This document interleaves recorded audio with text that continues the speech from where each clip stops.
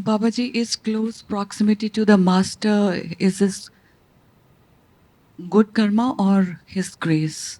Familiarity breeds contempt. You see, sometimes when you are too close, uh, the tendency of the mind is to analyze, you know. So we start analyzing all that he says, he does, and many times we can't understand. And so when you are too close, when the moth gets too close to the fire, he can get burnt. Thank you, Babaji. Okay. May I ask you to talk a little bit to us about Bhog Juniyam and Karam Juniyam? You see, when we talk about the circle of 84, as per the Vedas, it is divided into two.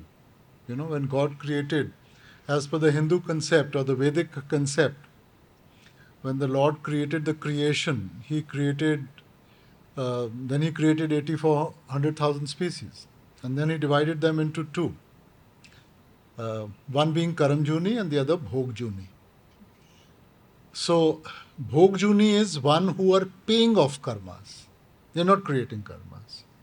And Karamjuni is one who's paying as well as creating karmas.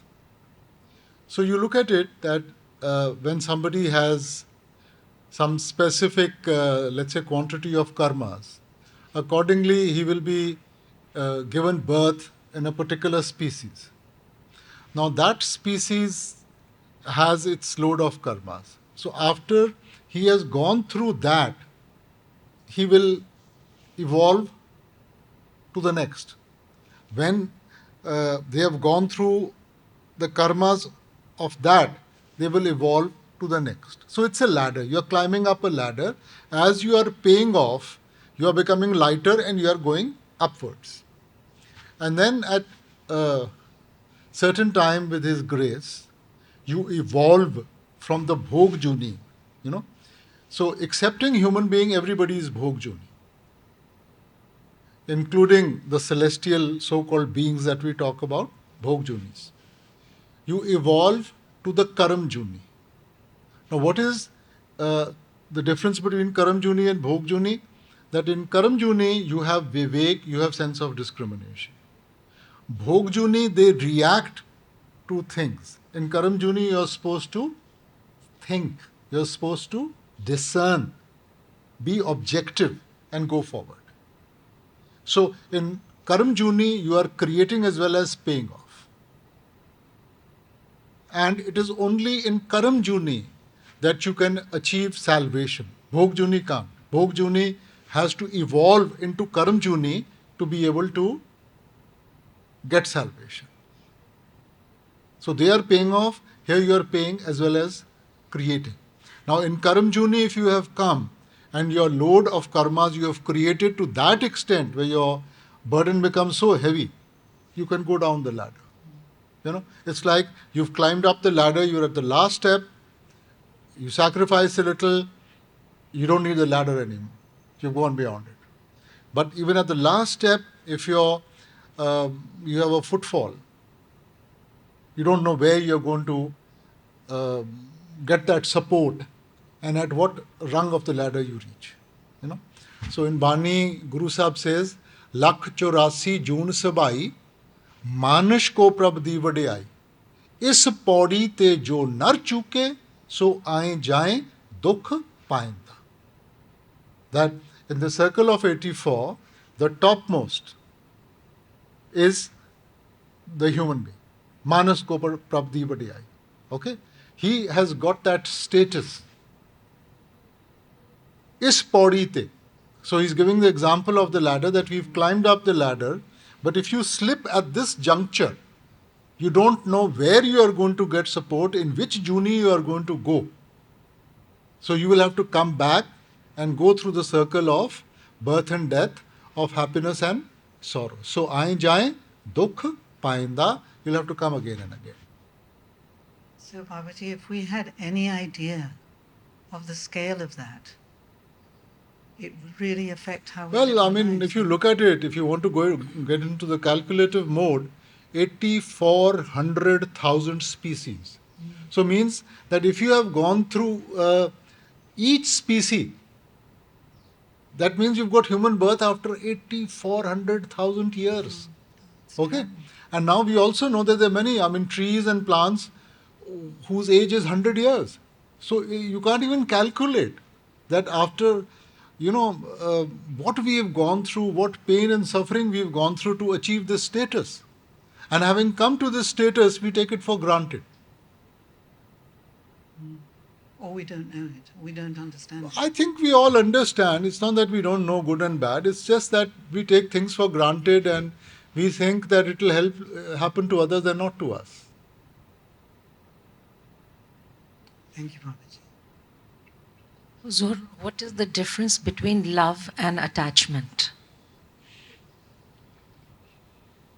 Love helps you to mature. Attachment pulls you down.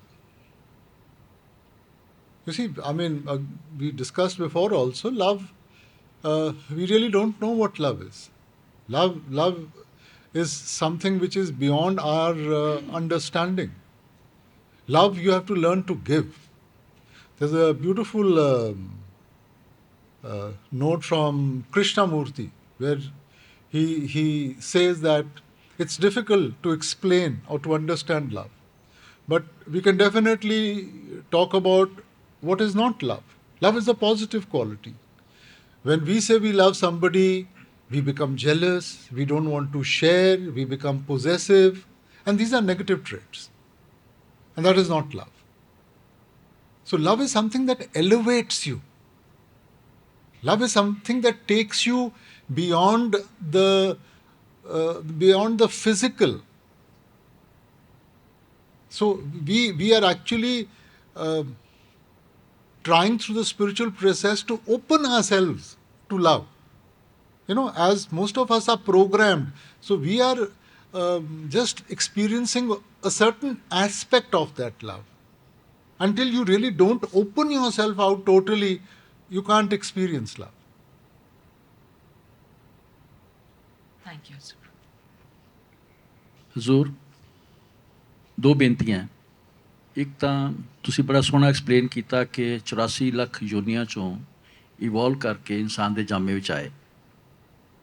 ਕਈ ਵਾਰੀ ਇੱਥੋਂ ਭੁਲੇਖਾ ਖਾ ਜਾਂਦੇ ਕਈ ਲੋਕ ਕਿ ਜਦੋਂ ਅਸੀਂ ਇਵੋਲਵ ਕਰਕੇ ਮਨੁੱਖ ਦੇ ਜਾਮੇ ਵਿੱਚ ਆ ਗਏ, ਇਹਦਾ ਮਤਲਬ ਜਿਹੜੇ ਸਾਡੇ ਕਰਮ ਭੋਗ ਸੀ ਉਹ ਅਸੀਂ ਸਾਰੇ ਖਤਮ ਕਰਕੇ ਇਨਸਾਨ ਦੇ ਜਾਮੇ 'ਚ ਆਏ ਹਾਂ।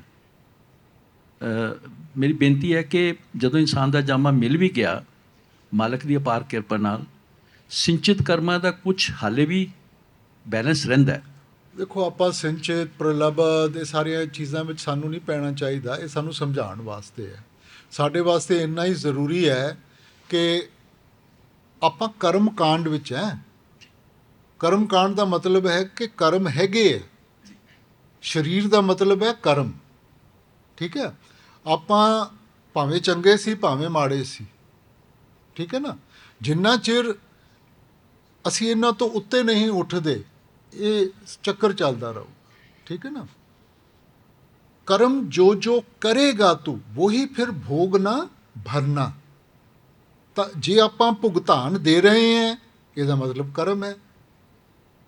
ਸੋ ਇਹਦਾ ਮਤਲਬ ਕਿ ਸਰੀਰ 'ਚ ਜਿੰਨਾ ਚਿਰ ਬੈਠੇ ਹਾਂ ਕਰਮ ਕਰ ਰਹੇ ਹਾਂ,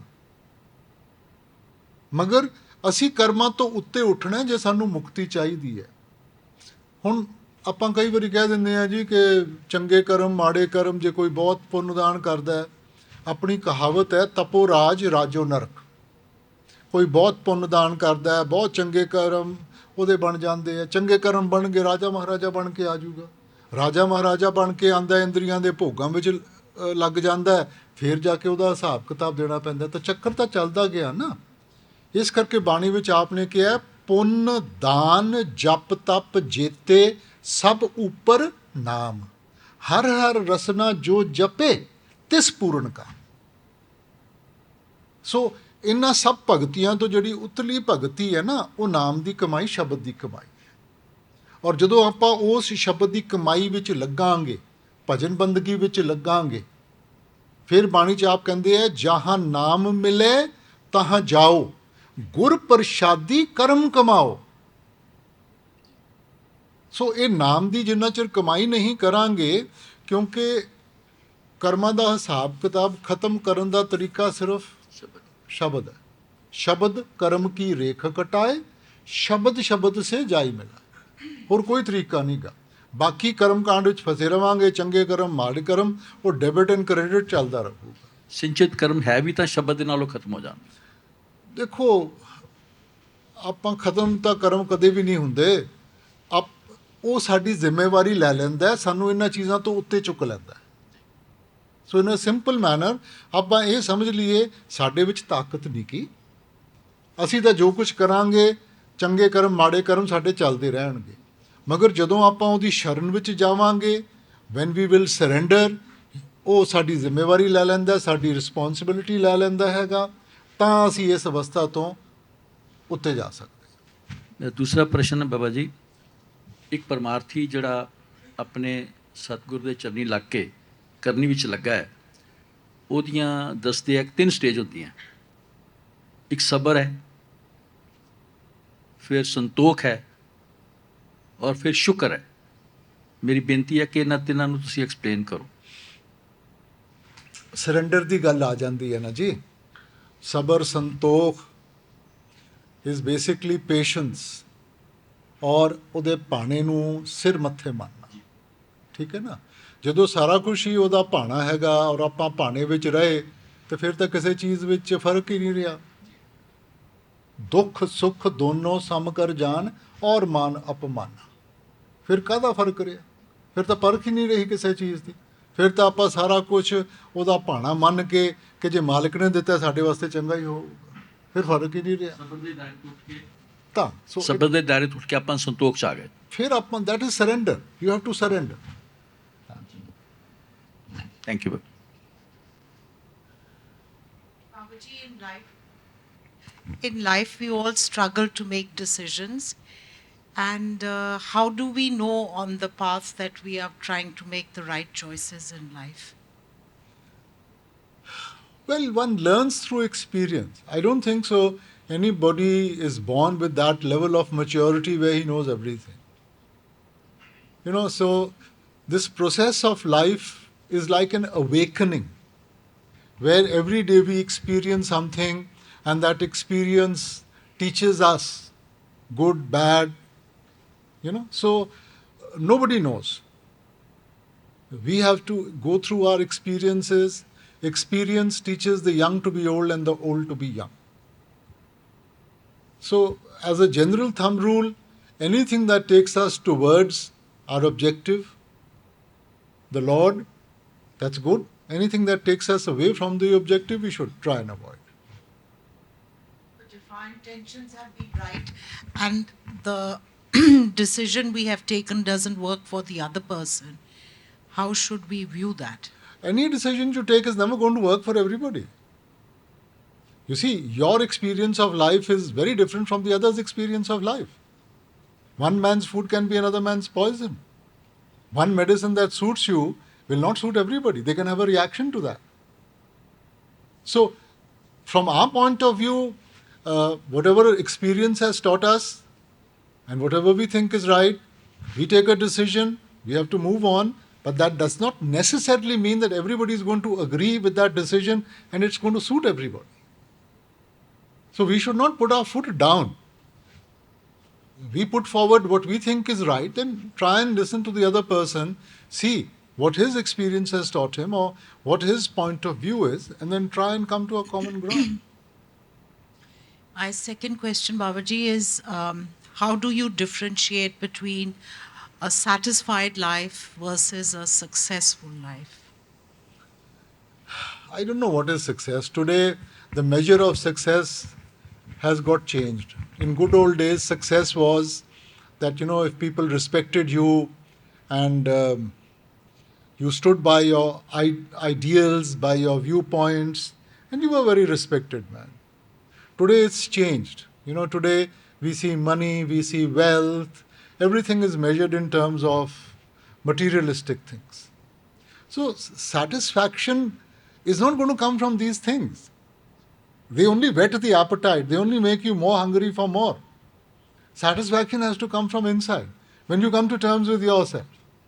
And if you are at terms with yourself, you are happy with yourself, it doesn't make a difference what anybody says. And that has got nothing to do with how poor you are or how rich you are. Satisfied means learning to live in His will, and you accept. राज कराए ता तेरी उपमा जे भीख मंगाए ता क्या cut जाए. He can put you on top, He can pull you down, you accept it. ठीक है, if He wants, this is what He wants, I'm happy. Babaji, is it really truly possible for the mind to make sacrifices till the time it is attached to self? For the mind is always seeking compensation for the sacrifices that it has made. But that's because, again, like we've programmed the mind, na?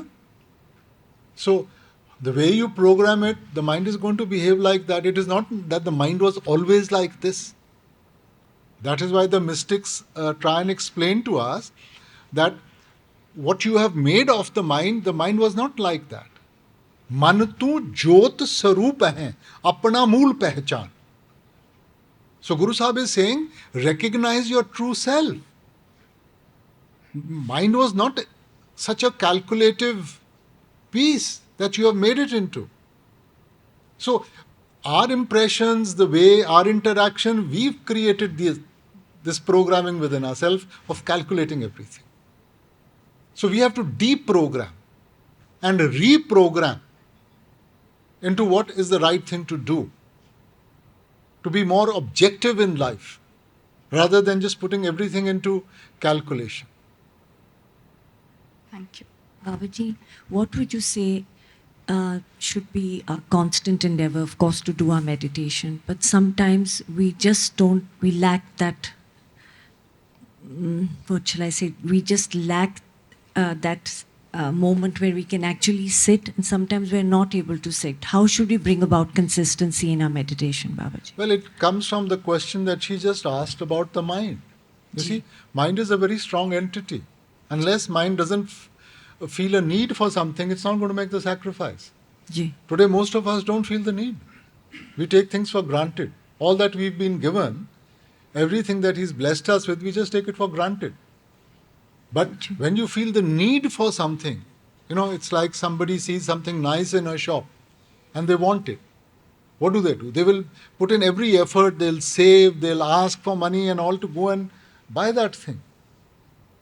So today, we are at that stage where we really, He's given us everything and we take it for granted. Ji.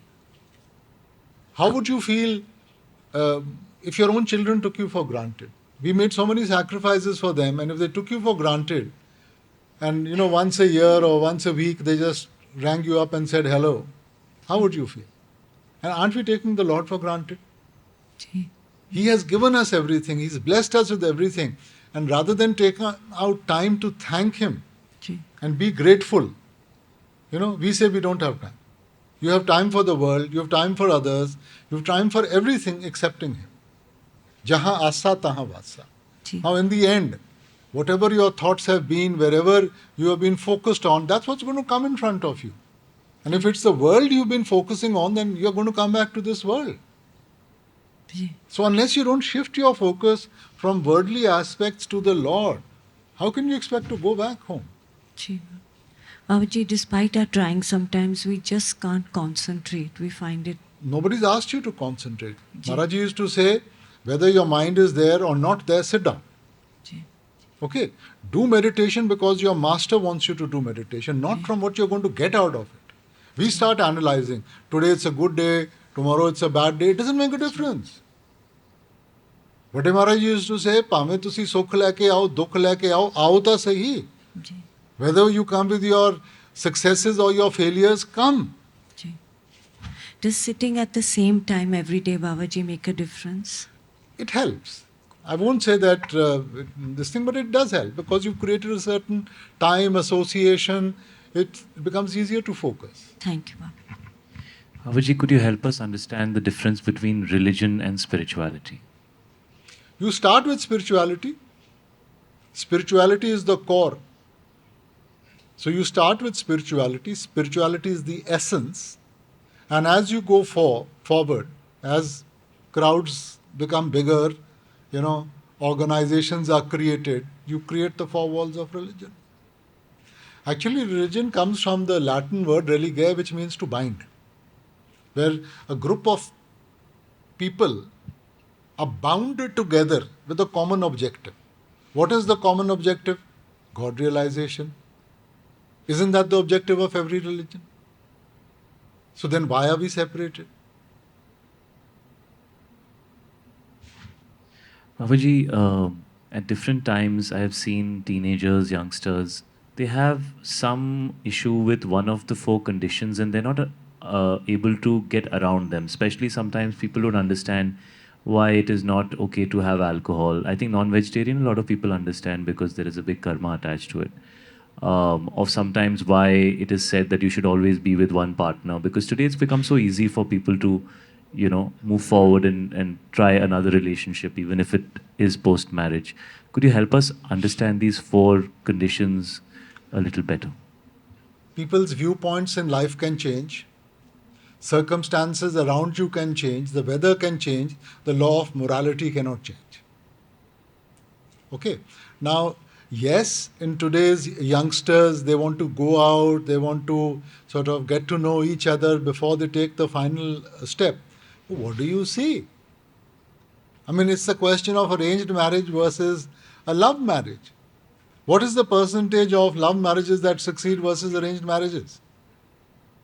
Now, in an arranged marriage, you are going into a union where you are ready that yes, we have to sort of keep a balance and we have to learn to respect each other. In a love marriage, you are already going with preconceived notions and nobody can live up to that expectation that you've created. When you meet each other, you go out dating and all, you're on your best behavior. Everybody's on his best behavior. When you get married, then you see the actual true person. You only realize the true person when you actually sort of living with him day and night. Otherwise, you're just seeing the face that they are putting on. So can you actually get to know? You can live with a person for 8-9 years and then that person does something and you look at, did you actually know that person? So in an arranged marriage, there is no expectation. You know that you have to make a go out of it. In a love marriage, there are a lot of expectations. The issue with that, Babaji, usually is that people feel that they have been given all the relationships, the major relationships in their life to them. They have been, pre-decided for them. The only one that they feel they have and they can choose is marriage. And that seems to be the argument that comes across very often. Can you? Can't you really choose? Did you choose? I can't, Babaji, but people tend to say that. But that's the thing, that all of us have this preconceived idea that in life you have a free choice. Do you actually have a free choice? The choices that you make today are based on certain factors, aren't they? Okay, now, which country you were born in, the type of education you received, the parents that you had, kind, difficult, hard, traumatic, all these factors program you today. And none of these are in your hands. So what kind of free will are you talking about? Free will means that I have the freedom to choose. Means if I don't like you, I should have the freedom to hit you. But then that is encroaching on his freedom. No? So society has created norms, has social laws, where even that freedom is curtailed. You have to work within a certain structure. Freedom means that I can drive on any side of the road, but I can't. Because if I do that, then I'm going to have an accident. So social structures have been created, laws have been created. So working within a certain discipline will help you towards, the basic thing is maturity. Do we have that maturity to make the right decisions? And especially when we are young. In young, they say that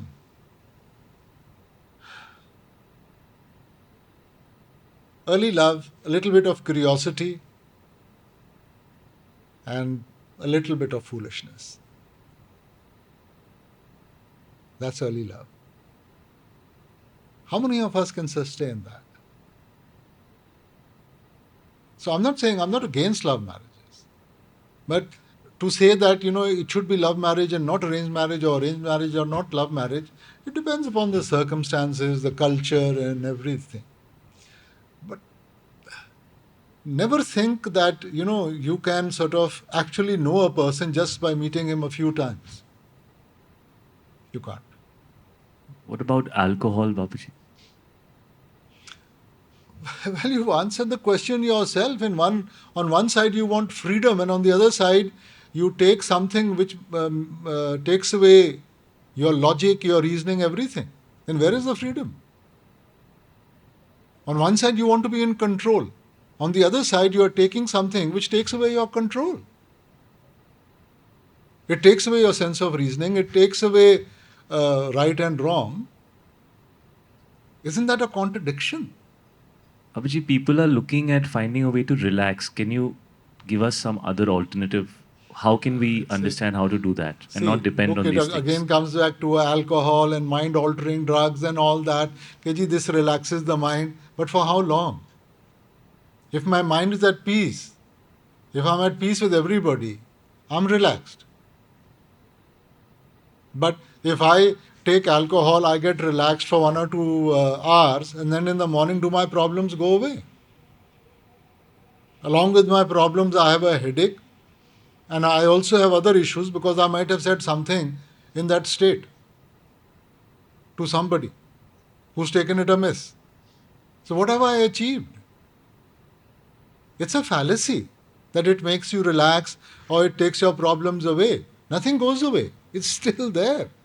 You do something that takes your problems away. You do something that makes you come to terms with yourself, which helps you to be at peace with yourself. Yeah, Naam Kumari Naan ka chadi rahe din raat.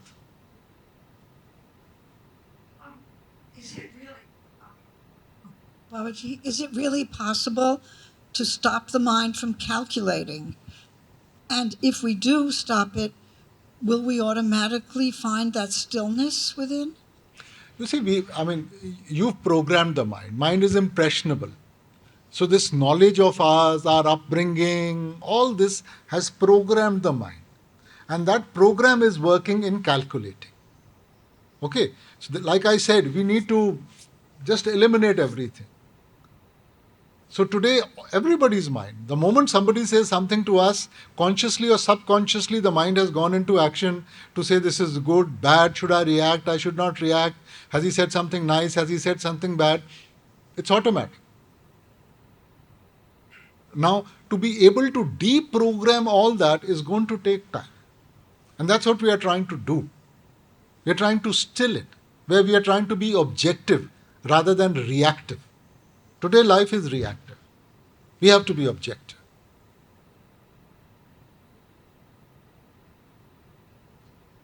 Babaji, Sardar Bahadur said, no man ever gained spiritual freedom by the process of logic.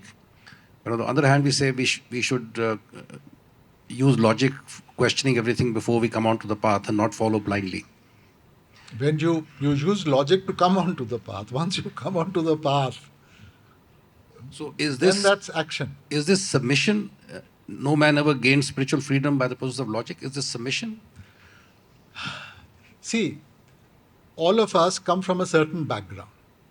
Okay, somebody is born in a Hindu family, Muslim family, Sikh family, Christian. We come from different backgrounds. It takes time for us to be able to relate to the philosophy.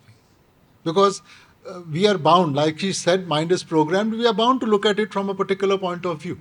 So to that extent, we need to use our logic and reasoning to be able to see what we are going to do, to be able to relate to that. Now, once you relate to that, then it has to be action. And once you take action, that action will help you rather than just knowledge. Initially, we were working on the basis of knowledge, using logic and reasoning. Then action means personal experience. And with the more personal experience you have, the more you realize how deficient we are of the unknown factor in our life, and we will never be able to do it. And then we start seeking His grace.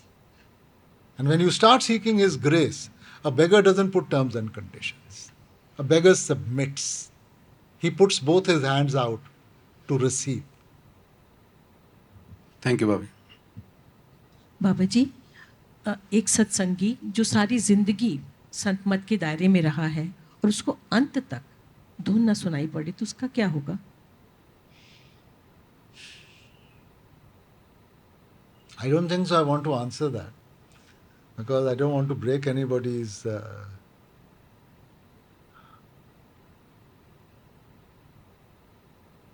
Dekho, the main thing is that the Shabad is there.